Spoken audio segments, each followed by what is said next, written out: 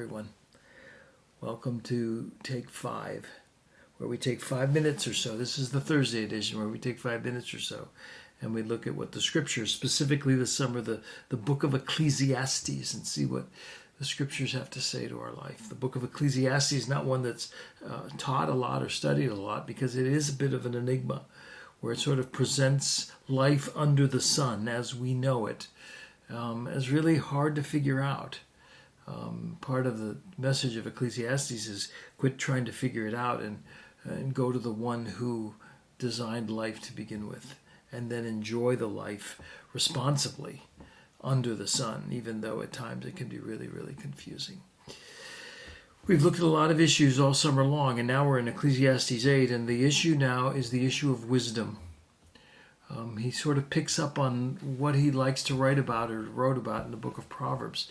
And think about wisdom for a minute. If you had to give it a definition or flesh and bones, who does wisdom look like? Who's the wisest person that you know? He's going to take the idea of wisdom in chapter 8 and apply it to the issue of authority, of unhealthy authority, and even how it devolves into injustice, and whether it's the authority that you experience at work or at home, the authority in the general scheme of life. How do you respond, especially when it's unhealthy? There are a lot of ways to respond, and he's going to get into it, but wisdom really gives the manner in which to respond properly. So what is wisdom? We're going to deal with this chapter for a few weeks. Solomon will say the fear of the Lord is the beginning of wisdom. That's his whole premise in the book of Proverbs. Wisdom has got to be more than just knowledge. We know a lot of people, don't we, who know a lot of stuff, and yet when you look at their lives or their character, they're not terribly wise. Even people that have a lot of Bible knowledge, it can spew verses out here and there and tell you the stories, and yet again, there's not a whole lot of wisdom there. So wisdom and knowledge are not necessarily the exact same thing. Wisdom, don't confuse it with just moralism, with the call to live a good, moral, external life, following the rules and having purity, and a lot of good things that moralism is. But where moralism might be a bit of external right behavior, wisdom is deeper than that, and has more to do with seeing life and making decisions about the way you see life.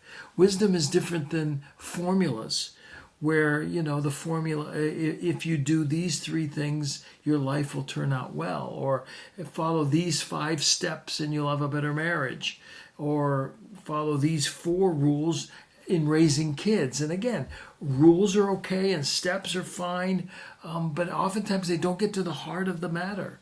And wisdom at times, because the fear of the Lord is the beginning of wisdom, the Lord in a sense now becomes the audience, becomes the reference point, and so the ability to live life wisely comes from a deeper well than just rules or steps.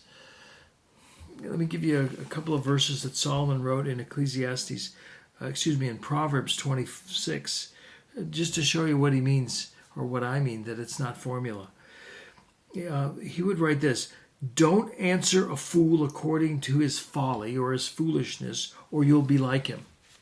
You hear, maybe it's a child or somebody at work or somebody across the counter say something foolish, and your immediate reaction is to respond to them, correct them, or do something. He says, be careful, don't do that, or you're going to be foolish just like them. You're going to enter into their sphere of foolishness. But then the very next verse, Proverbs 26 and verse 5, he says, answer a fool according to his foolishness, or he'll become wise in his own eyes. In other words, don't let that go. Answer that person, or they're going to think they were smart. They're going to think they impressed you. Give them an answer. Correct them. So wait a minute. A fool speaks. Do I answer him, or do I not answer him? That's where wisdom comes in. Wisdom looks at life properly, and sometimes you do, and sometimes you don't. That's not a formula. That's wisdom saying, figure it out. You need to figure it out. Here's the verse we're going to start looking at next time. Ecclesiastes 8, verse 1, has to do with wisdom in dealing with the enigma of life. Who is like the wise person, and who knows the interpretation of a matter? A person's wisdom brightens his face, and the sternness of his face is changed. At times, life can be so hard that it can make us stern. If we know how to deal with life in the fear of the Lord, that sternness can turn to brightness. We'll look at that more next time as we look at this whole chapter. I'll see you next week. Have a good weekend. I'll see you on Tuesday.